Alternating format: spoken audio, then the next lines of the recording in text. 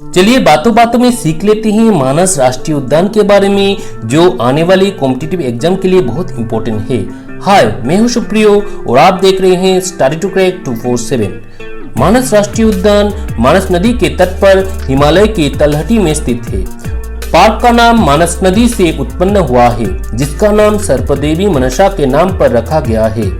मानस नदी ब्रह्मपुत्र नदी की एक प्रमुख सहायक नदी है, जो राष्ट्रीय उद्यान के मध्य से होकर गुजरती है।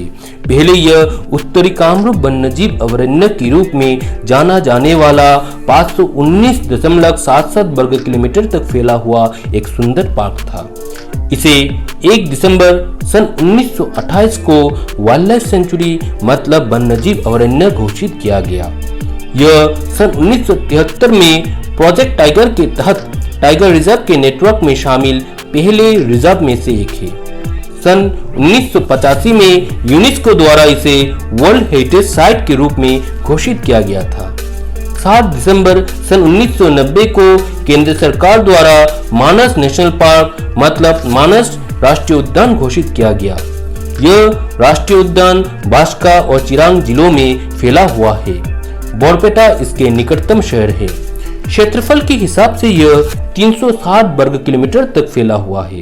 यह राष्ट्रीय उद्यान भारत के 9 बाघ अभयारण्य में से एक है।